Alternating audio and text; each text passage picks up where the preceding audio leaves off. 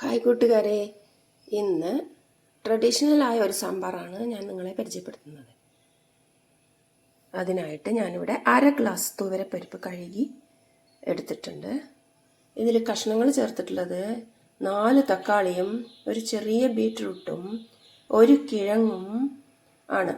ഇതിലേക്ക് ഞാൻ പരിപ്പാണ് ഇട്ട് കൊടുക്കുന്നത്. കൂടെ ഒരു സവാളയും കൂടി ചേർത്തിട്ടുണ്ട് കേട്ടോ, ചെറുതാക്കി അരിഞ്ഞ് ചേർത്തിട്ടുണ്ട്. ഈ പരിപ്പും കൂടി കഷ്ണങ്ങൾക്കൊപ്പം ഞാൻ ഇട്ട് കൊടുക്കുകയാണ്. ഇതിൽ വെണ്ടയ്ക്കയും മുരിങ്ങക്കായും കൂടെ വേണമെങ്കിൽ ചേർക്കാം, ഞാനിപ്പോൾ ചേർത്തിട്ടില്ല. ഇനി ഇതിലേക്ക് വെള്ളമാണ് ഒഴിച്ചു കൊടുക്കുന്നത്. ഇനി നമുക്ക് മഞ്ഞൾപ്പൊടിയും പാകത്തിന് ഉപ്പും ഇട്ട് അടുപ്പത്ത് വയ്ക്കാം. ഈ ഒരു നാടൻ സാമ്പാറിലേക്ക് ആവശ്യമായ നാളികേരമാണ് ചിരകി വെച്ചിട്ടുള്ളത്, 1/2 മുറി. നല്ല നനച്ചിരവണം. കൂടാതെ പൊട്ടുകടല ഒരു 2 ടീസ്പൂൺ എടുത്തിട്ടുണ്ട്. 1 ടീസ്പൂൺ അളവിൽ ഉലുവയും 4-5 കറിവേപ്പിലയും 2 ചെറിയ ഉള്ളിയും 2 കഷ്ണം കായമാണിത്. പിന്നെ 2.5 സ്പൂണോളമുണ്ട് മല്ലി, ഒരു 3 വറ്റൽമുളകും, ഒരു ചെറിയ നാരങ്ങ വലുപ്പത്തിൽ, കുറച്ച് പുളി മതി, തക്കാളി 4 ചേർത്തതുകൊണ്ട്.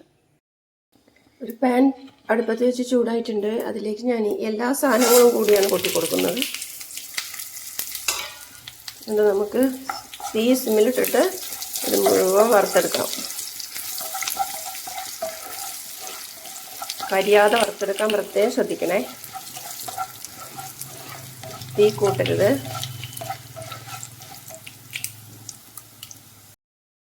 വറുത്ത് കോരിയ സാധനങ്ങളൊക്കെ മിക്സിയുടെ വലിയ ജാറിലാണ് ഞാൻ ഇട്ട് കൊടുത്തിട്ടുള്ളത്. ഇതൊന്ന് തണുത്ത ശേഷം അരച്ചെടുക്കാം നന്നായിട്ട്. ഈ ബാക്കിയുള്ള എണ്ണയിലേക്ക് ഈ നാളികേരം നമുക്ക് കൊട്ടി കൊടുക്കാം. ഇത് നല്ല ബ്രൗൺ നിറമാകുന്നത് വരെ വറുത്തെടുക്കണം. നാളികേരം നല്ലോണം ബ്രൗൺ നിറമായി വന്നിട്ടുണ്ട്, നല്ലോണം മൊരിഞ്ഞ് കിട്ടിയിട്ടുണ്ട്. ഇനി നമുക്കിത് ഓഫാക്കിയ ശേഷം നല്ലപോലെ അരച്ചെടുക്കാം.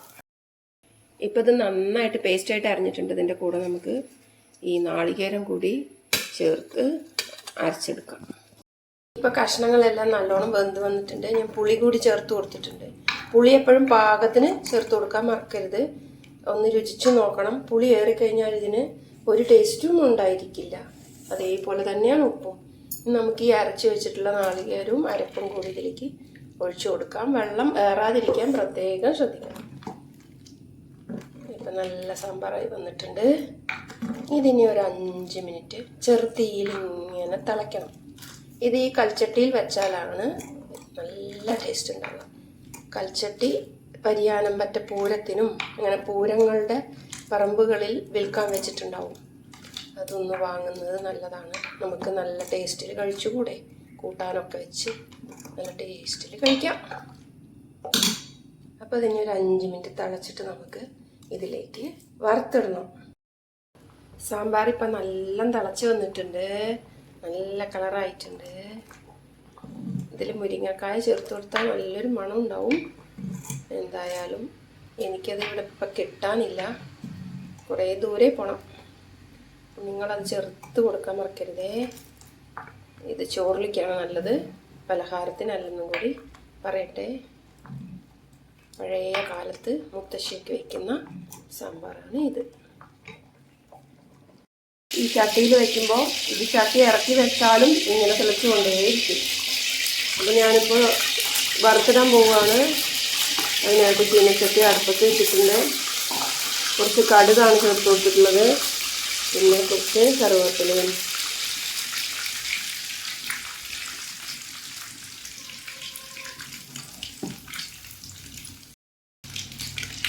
ഇപ്പോൾ കടുക് പൊട്ടി വന്നിട്ടുണ്ട്.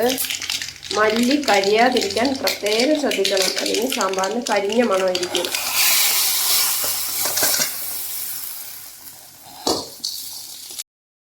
കൽച്ചട്ടിയൊക്കെ നമ്മൾ ഇറക്കി വയ്ക്കുമ്പോൾ നല്ല കട്ടിയുള്ള തുണി കൊണ്ട് മുറുക്ക പിടിച്ച് വേണം ഇറക്കാൻ. താഴെ വീണാൽ അത് പൊട്ടും, നമ്മുടെ മേലൊക്കെ പൊള്ളാനും സാധ്യതയുണ്ട്. വളരെ സൂക്ഷിച്ച് വേണം ഇത് കൈകാര്യം ചെയ്യാൻ. അപ്പോൾ നമ്മുടെ സാമ്പാർ റെഡി ആയിട്ടുണ്ട്.